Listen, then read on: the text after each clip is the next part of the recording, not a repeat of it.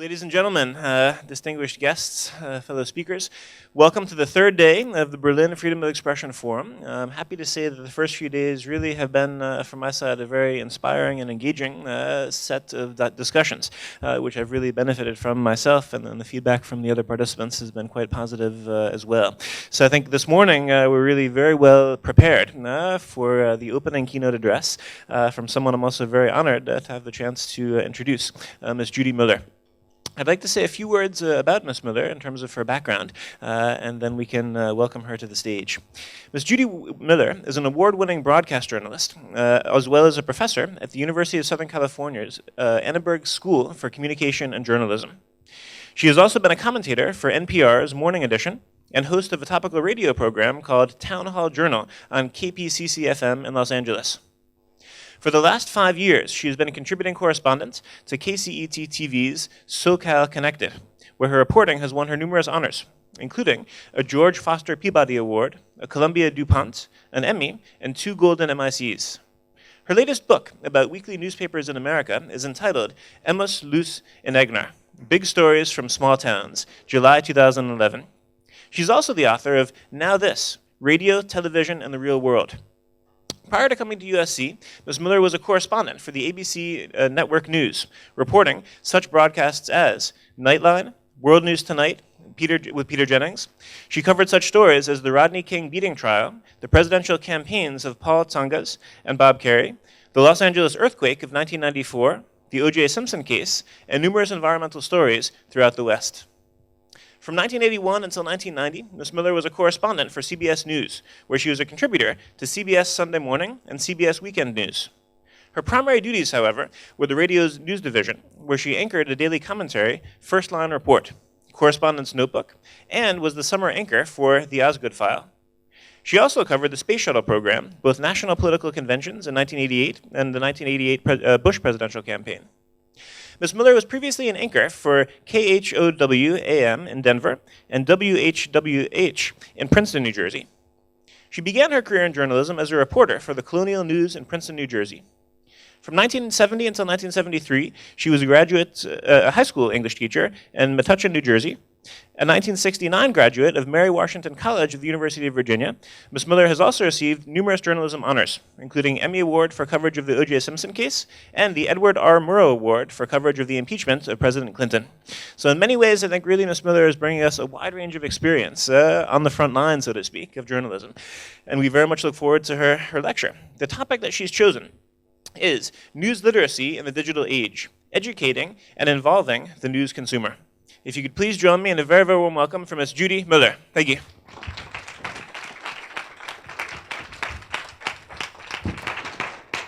Well, thank you for that. I didn't expect you to read the whole thing. That's very nice. It's delightful to be here. I've never been to Berlin, so it's a real treat for me. I'd like to start this talk with a little bit of consciousness raising.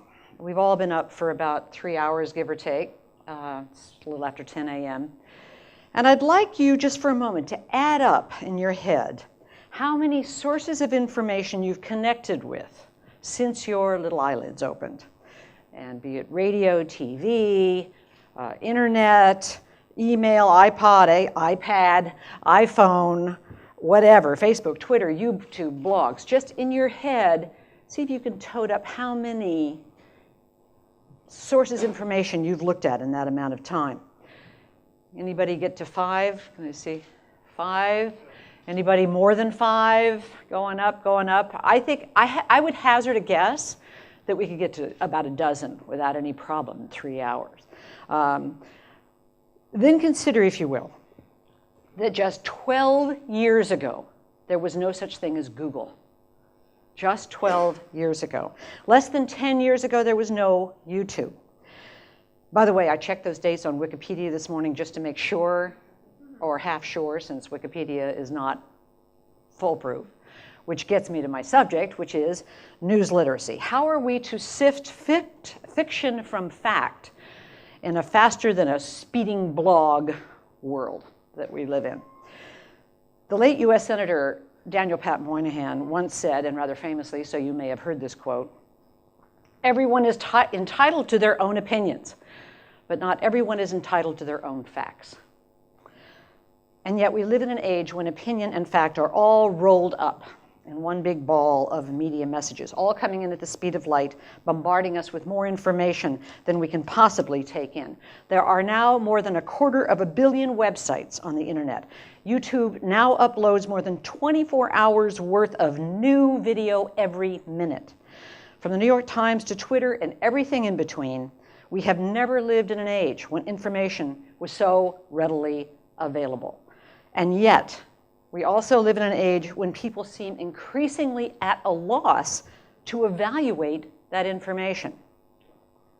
Walter Shapiro, the senior correspondent for politicsdaily.com, says the news of government politics in the world is too important to be instantly consumed like a shopaholic racing through a mall.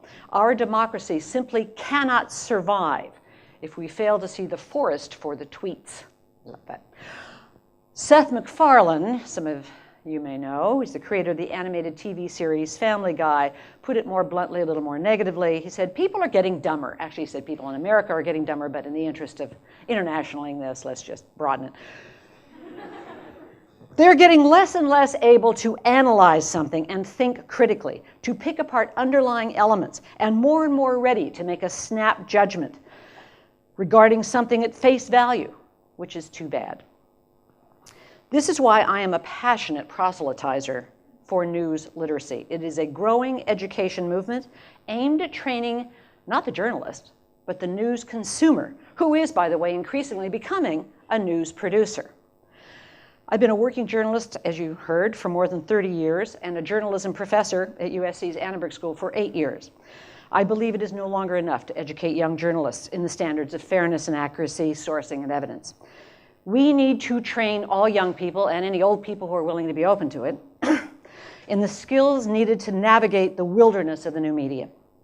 We need to develop critical thinking skills in a generation that increasingly gets its news from each other. That's right, each other. One another, whatever. A Pew survey in 2011 found that 38% of people under age 30 now get their news regularly or sometimes through Facebook, Twitter, or some other social networking site. Among high school students, it's even higher, 76%. In other words, we're seeing an entire generation of people who echo one another's thoughts and opinions. But there's such great potential because they're also a generation of news producers with cell phone cameras and YouTube and social networking sites and blogs. The new digital technology has enabled amateurs to act as journalists, and I don't use amateurs in a pejorative sense. Some of these are very good, which can often be a good thing. Certainly the Arab Spring of 2011 would never have happened without it. But the same technology that has toppled dictators by giving voice to the voiceless has also eroded the sort of common ground that once allowed people, at least I'll say Americans at any rate, to conduct civil discussions and reach political consensus. These days, more and more people choose news outlets, love air quotes, you'll see a lot of them, news outlets that massage their biases, without questioning whether that news is reliable or accurate, without wondering if another point of view might be worth listening to. We've even coined a new word to describe the shift from passive consumer of news to active producer. We call it the presumer. That's just the problem. The presumption of fact is epidemic. And I just found this Doonesbury cartoon, which I brought with me. Gary Trudeau writes this cartoon. It's political satire very often. It's very funny. And this depicts a company, a guy's on the phone answering questions from callers. The company is myfax.com. He says, "Good morning. You've reached MyFax. This is Austin. How may I assist you?" Caller says, "Yes, I'm a climate change denier, and I need evidence to support my position. Can you help me?" Austin says, "Absolutely, sir. Here at MyFax, we believe everyone's entitled to their own set of facts. Are you a professional pundit?" "No, it's just for arguing with my wife." "No worries. We stock thousands of facts for home use."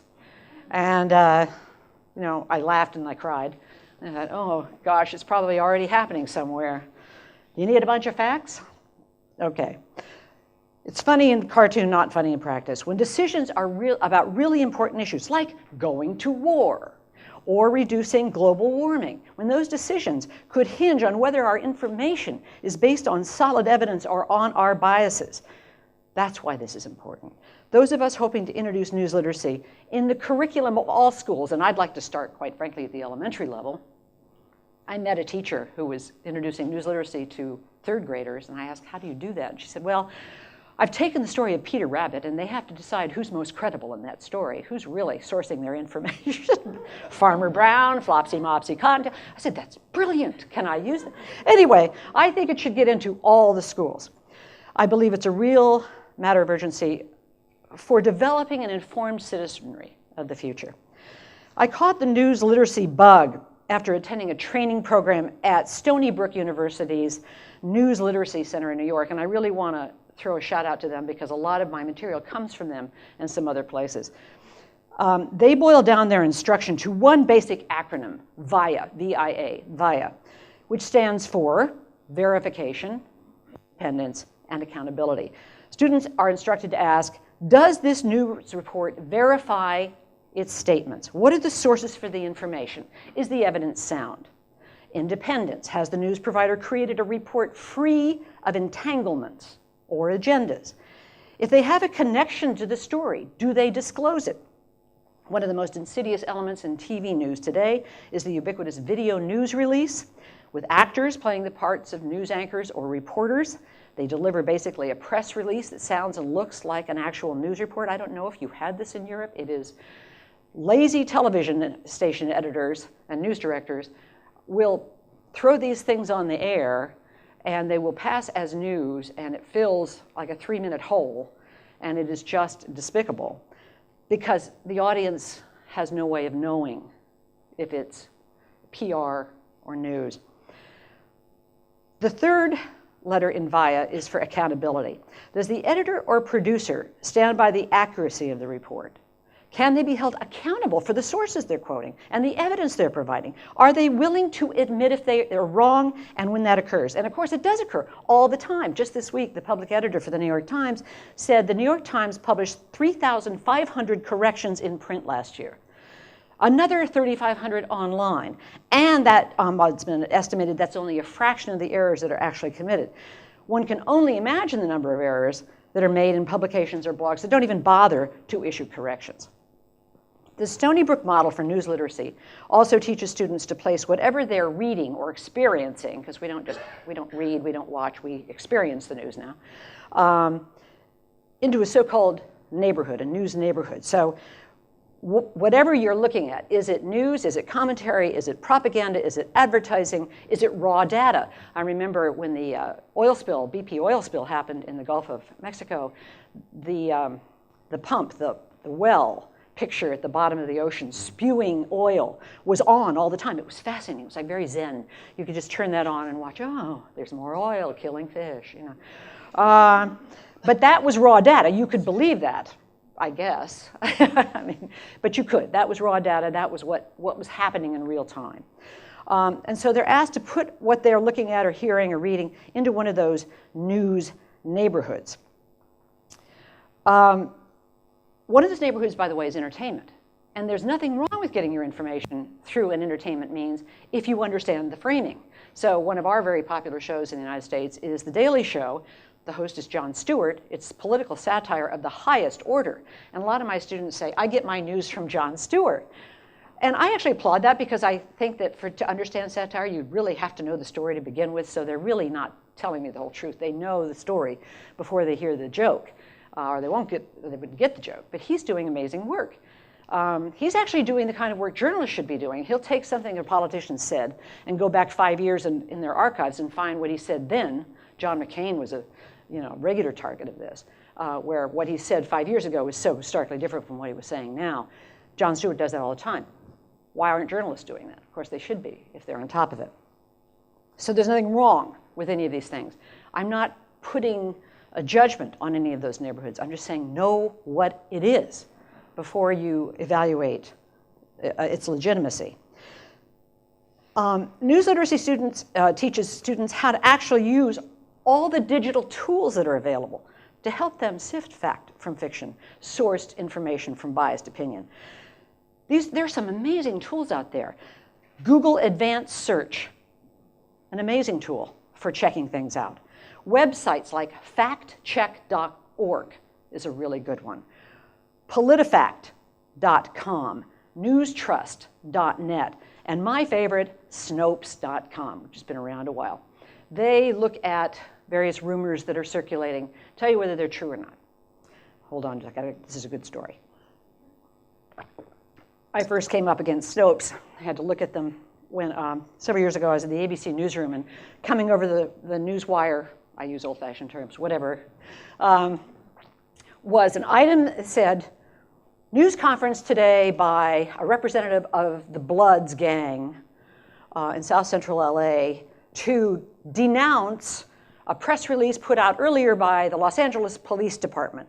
And then it had this so-called press release which said, warning to motorists, if you are driving down the freeways and somebody blinks their lights at you, do not flash your lights back. Because this is a gang initiation right of the Bloods. They will kill you if you flash your lights back. And so this is a warning to all motorists. And the Bloods were outraged at this aspersion of their reputation, which is right there, is funny. So I decided I'd check this out. I called the LAPD first, and I said, about this press release that you guys put out about flashing headlights on the freeway getting you killed because of a Bloods initiation right? And a big sigh from the public information officer, because not that one again. I said, why? Because that keeps coming up every few years. It first came up and it was the Hells Angels. And that was like 20 years ago. Now, and then it was the Crips. Now it's the Bloods. He said, it's not true. We've never had a shooting like that. We didn't put out this press release. Somebody makes it up, and it's a hoax, and they put it out. So I went down to the news conference where this representative of the Bloods, fully in colors and tatted up, was waiting for somebody to show up. 3 reporters showed up, including me. He waited till the one television camera started to roll, and he went into this is an outrage. The Bloods are a good organization. We gave blood at the last Red Cross. I said, the Bloods gave blood? That's so interesting. Anyway, I said, 503C, what are you, a nonprofit? Anyway, one of the most notorious gangs in LA, and we have many. And I let him talk about it. I said, sir, excuse me, are you not aware that this is an urban myth? I talked to the police. They didn't put this out. This comes up now and then. It used to be the Hells Angels. And I said, this is an urban myth. By the way, I checked it out on Snopes.com, which is the point. I looked at Snopes, and they had a whole history of this particular urban myth. And he stopped, and he said, I did not know that. There's this kind of awareness. No, I didn't know that. And then he thought about it for a minute, and he had this camera rolling, and he goes, nevertheless, we're outraged. And he was going to be outraged by, golly, whether it was fact or fiction. He was outraged at the fiction, which was very interesting. So it never made the air, I hope, but it was pretty funny. So Snopes.com, great for if you hear something that sounds like a story that's too good to be true, one of those, like, whoa, what a story, look on Snopes. Okay. Certainly real damage can be done by the viral spread of misinformation. Consider the case of Shirley Sherrod. Now, this audience may not know this, so this might be good, because in the United States, a lot of people know it. In 2010, Sherrod, a staff member in the Obama administration's agriculture department, went from obscurity to a household name, ostracized to lionized in a matter of 48 hours. It began when a conservative website called biggovernment.com posted an excerpt of a speech that appeared to show Sherrod, an African-American woman, admitting to this local NAACP audience, it was a local chapter somewhere, she was giving a speech, that she did not do her best when she was acting as a government official for loan help for farmers. She did not do her best to help a white farmer who was in trouble. The blog site author, Andrew Breitbart, publicized the video because he said it showed that the NAACP was racist. Within hours, the video had been sent racing through the blogosphere. It became a topic for a talk show on Fox News that night. And before the day was over, the Obama administration had forced Shirley Sherrod to resign. They never picked up a phone and asked her about it. Nobody did. No, I'm not joking. She didn't get to tell her version of events till the next morning when she went on the Today Show. She said the full video from the NAACP appearance shows her using that white farmer story as an example of how she had to confront her own demons. She moved past it, helped the farmer get a loan. She is one of the family's best friends today. They're still in touch. And so it was an entirely different context. So he had pulled a little sliver of this thing, which he knew was just a sliver.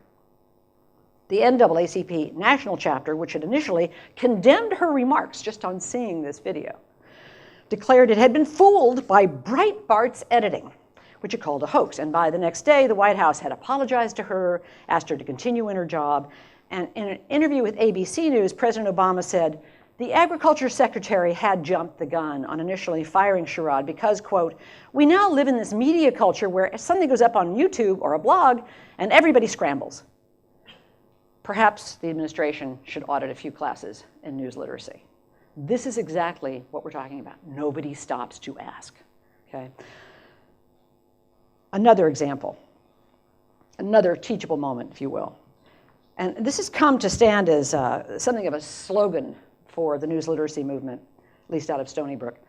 Back when New Orleans was devastated by Hurricane Katrina, or more to the point, by the flooding that occurred after the hurricane went through, a reporter for the Times-Picayune, which is a very good paper, by the way, was walking through the convention center, and I don't know if any of you, you're so young here, but there was the convention center and the Superdome were the two places where people went hoping to get help, and there was no help for days from the government. There was no water, there was no food. I mean, it was just terrible.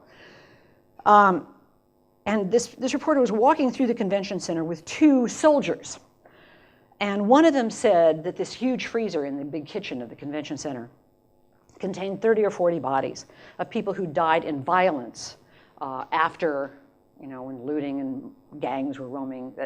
These are violence bodies. The soldier nixed the idea of looking in the freezer saying, I don't have the stomach for it, even after what I saw in Iraq. And so the reporter didn't push it. He wished he had.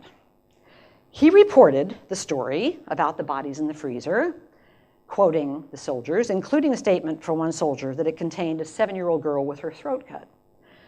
Neither the massive bodies nor the allegedly expired child would ever be found. The reporter later found out that the soldiers had heard the story from people in a food line.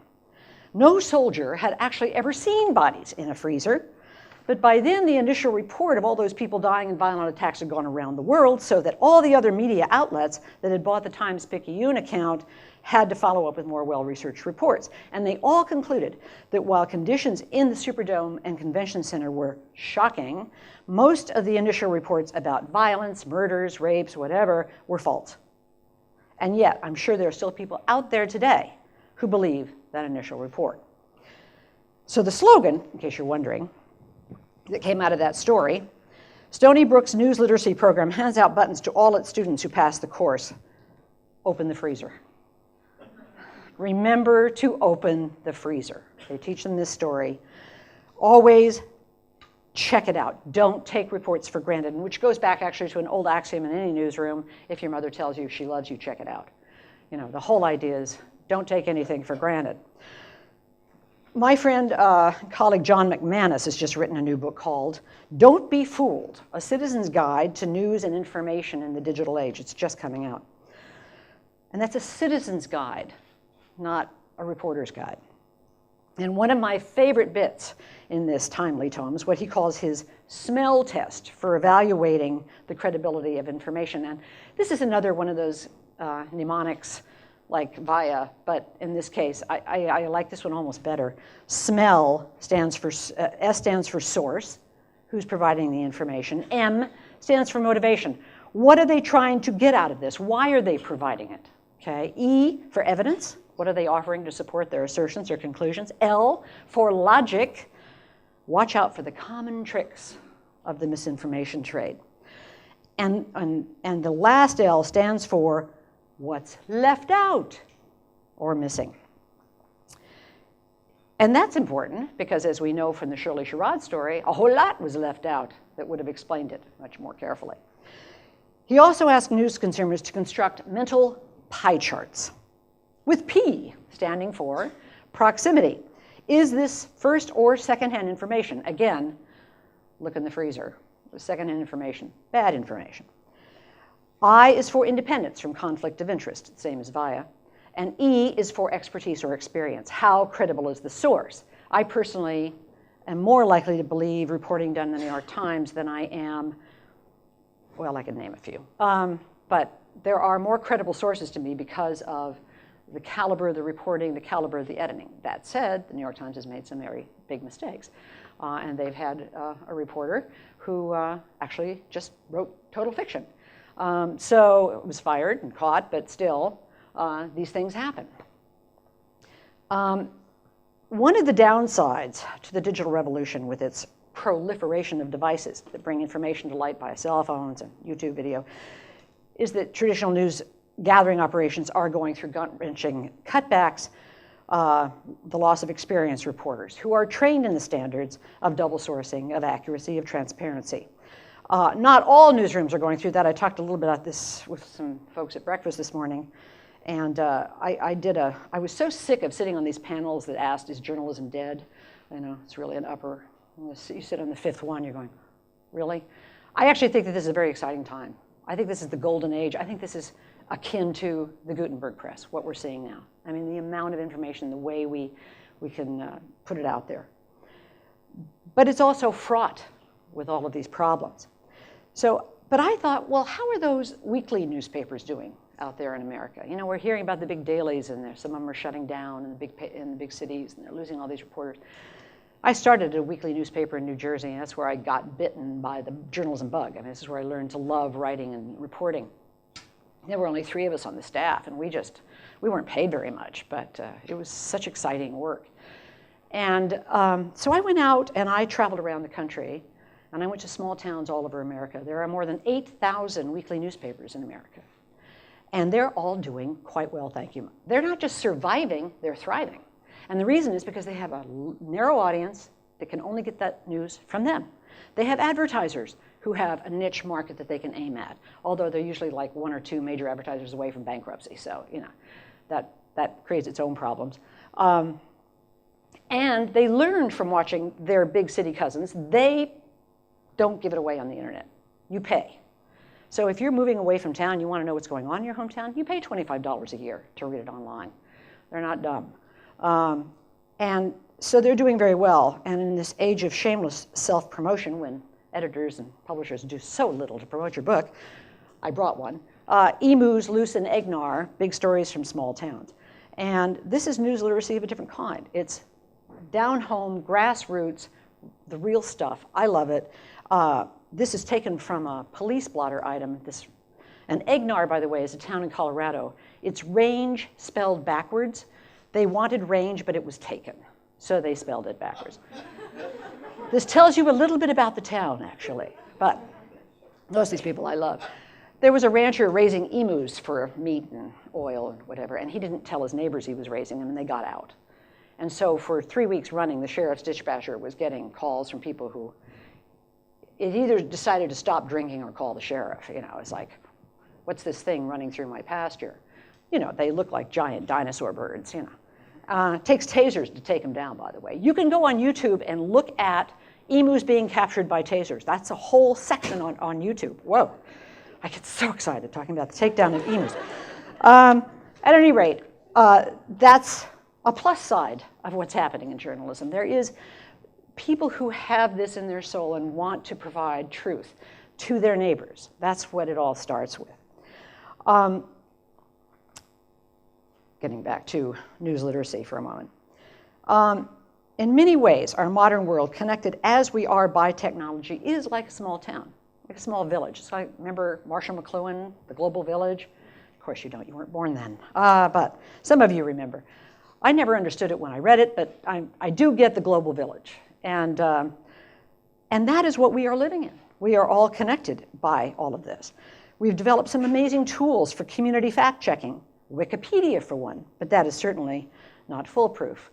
The better items on Wikipedia are the ones where the most people have come on to do the self-correcting. If you get a little item and 2 people have contributed, it's not going to be as factual. So you got to know that going in. It's really important, I think, to begin educating news consumers or presumers in the critical reporting skills of truth-telling.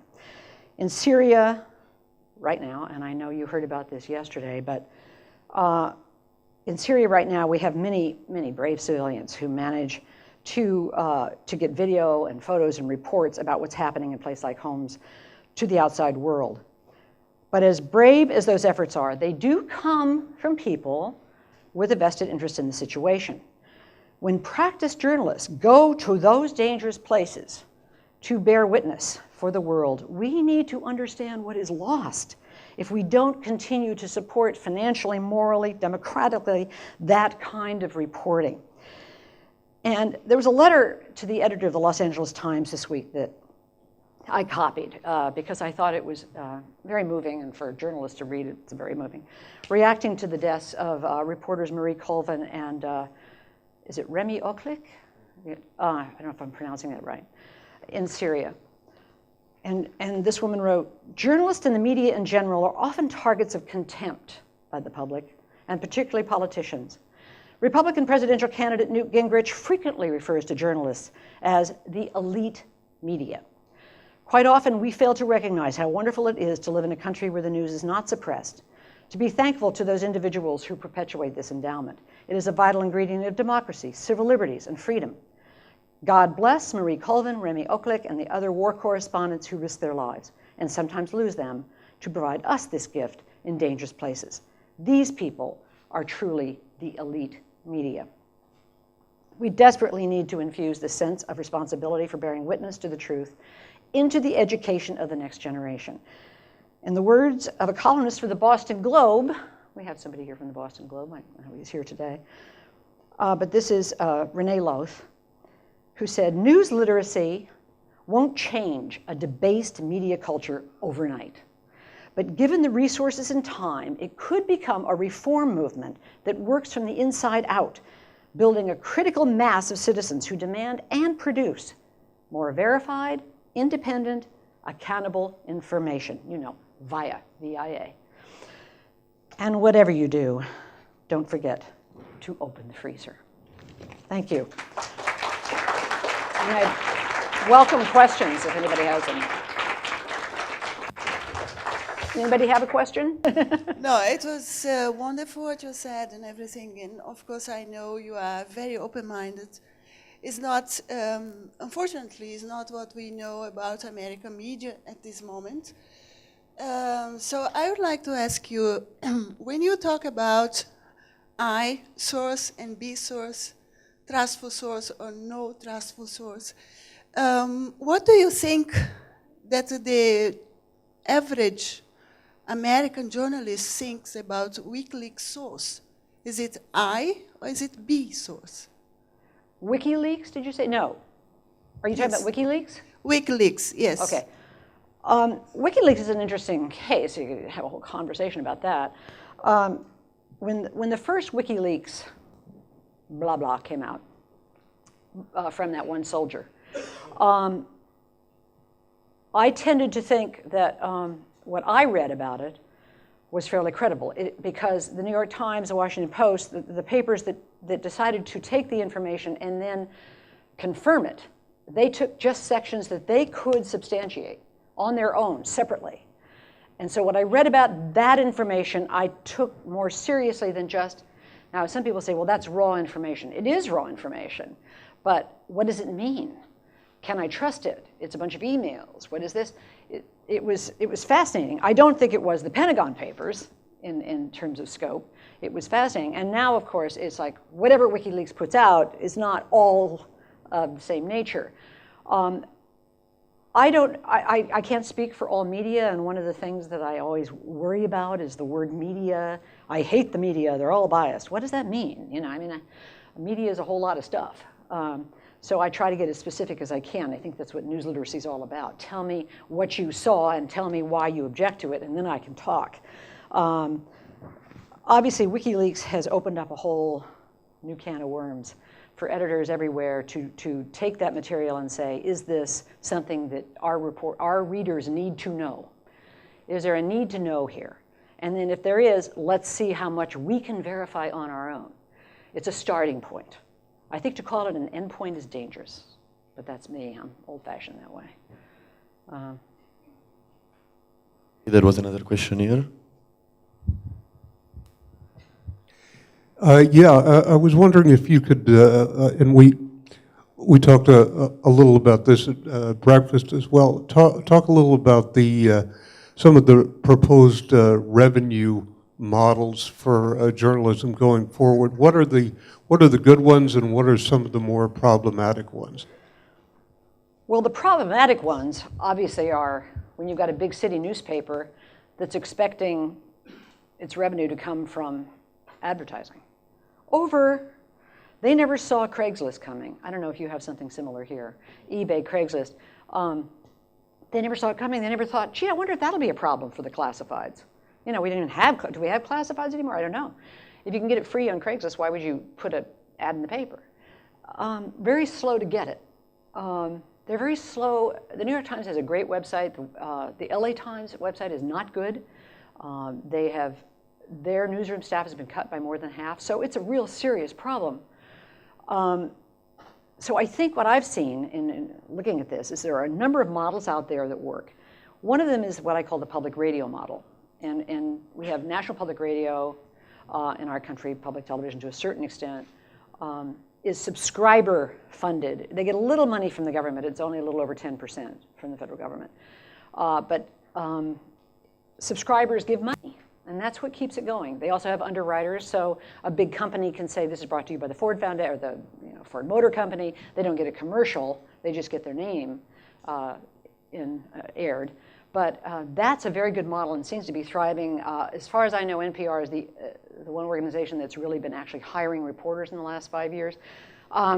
You're in commercial radio, I know, and I don't know how that's doing, but I hear a lot of commercials on your station, so I assume it's doing all right.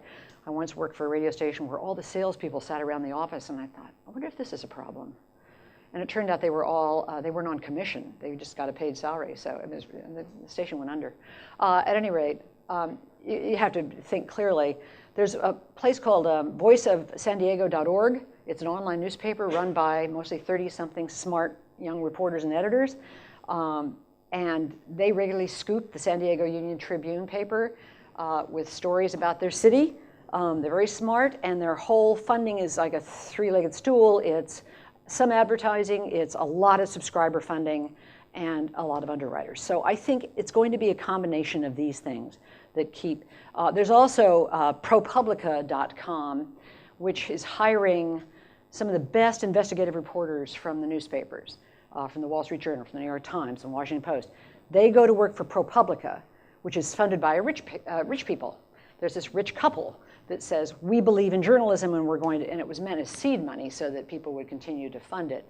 That's another one. If you have rich friends, that always helps.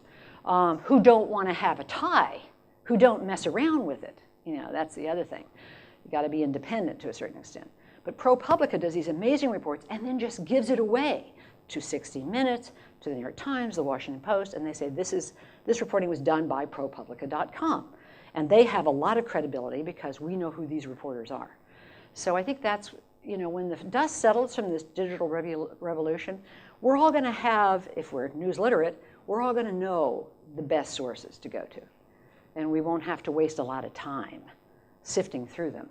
They will rise to the top, we hope. Or something else will happen, and everybody will continue to go to these little places that not little even, big places, that cement their biases, makes them feel good about what they think. It's pretty amazing. That's in my country. It's very worrisome. The right and the left have never been so far apart. And common ground, common discussion. I have a home in Colorado in ranch country, and I love my neighbors, but I know better than to bring up politics. It's just, we just shouldn't go there because some of the things they believe are just, well, I'm not saying they're crazy, but I have evidence to show that they're not true. So, but why go there? Because I need them to, help plow my driveway when it snows. So we just won't do that. Anything else? Any other question? This one back there? Here.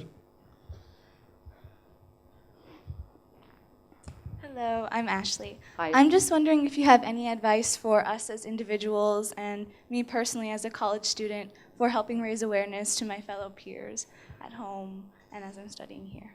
Yeah, well, everybody can go online and start their own blog. Ashley for Accuracy sounds good to me.